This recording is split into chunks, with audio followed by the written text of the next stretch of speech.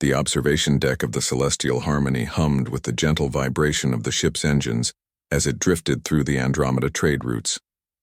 Dr. Marcus Chen stood at the viewport, watching distant stars blur into streaks of light, when he heard the familiar heavy footfalls behind him. "You should not be here with me," Kira said, her voice a deep rumble that resonated through the deck plating. "The others, they stare." Marcus turned to face his companion. Kira stood nearly 8 feet tall, her crystalline exoskeleton catching the starlight in prismatic patterns.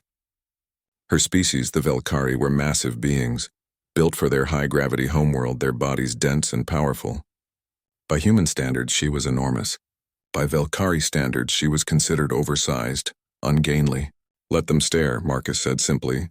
Kira's bioluminescent markings flickered dim blue, the color of sadness among her people. "You do not understand, Marcus. Among my kind, I am wrong, too large, too heavy. My carapace is thick where it should be elegant. My movements lack grace." She turned away, her forearms wrapping protectively around herself. "Even here among aliens, I am the aberration. The cargo handlers mock my size. The engineers take bets on how much I weigh." Marcus felt anger flare in his chest, but he kept his voice calm. "And what do they know about beauty?" "Everything." Kira's voice cracked, her translator struggling with the emotion. "They know I am not beautiful. I know I am not beautiful. My body is too big, human. I am not worth loving."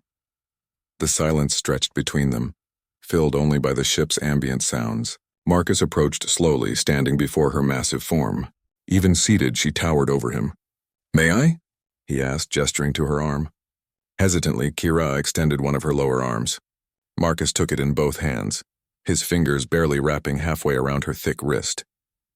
The crystalline surface was warm, pulsing with the internal bioenergy that powered her body. "Do you know why humans became explorers?" Marcus asked softly.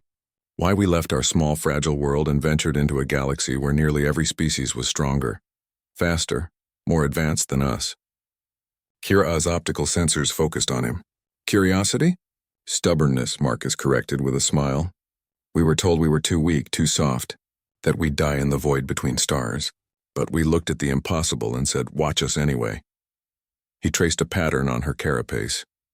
"We learned that strength isn't just about force. It's about endurance, adaptation, heart." "Pretty words," Kira whispered. They do not change what I am. They don't need to. Because what you are is remarkable." Marcus moved closer, his hand still on her arm. "You're a xenobiologist who's cataloged 17 new species. You play the resonance harp beautifully, even though your people say your fingers are too thick for it. You laugh at my terrible jokes, and when that plasma conduit ruptured last month, you held the bulkhead closed with your bare hands until the engineers could seal it, saving 47 lives." Kira's markings flickered between blue and amber. Confusion mixed with something else. "Your body isn't too big," Marcus continued. "It's perfect for who you are, and who you are is someone I—" He paused, then pressed forward. "Someone I love." The ship seemed to hold its breath. Kira's optical sensors dilated, her markings flaring bright amber. Shock. "That isn't impossible. We are different species. The biology alone. There are medical advances, gene weavers, compatibility treatments." Marcus's voice was steady. "If you want that, if you want us, why?" The word emerged as a whisper. "Why would you want me?" Marcus looked up at her, his expression open and honest. "Because when I'm with you, the universe feels smaller, more manageable. Because your laugh sounds like home. Because you see wonder in everything, even after all the darkness we've encountered out here." He squeezed her arm gently. "Because I don't see too big. I just see you." Kira's markings blazed brilliant gold, the color of joy, of love. One of her upper arms reached down, her massive hand cupping the side of Marcus's head with surprising gentleness. "I am afraid," she admitted. "So am I," Marcus said. "But we're explorers, remember? We face the impossible."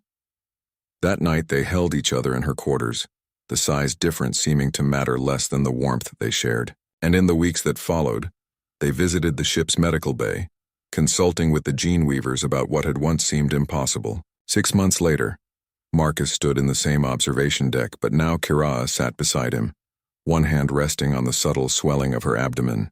The medical team had called it a miracle of science.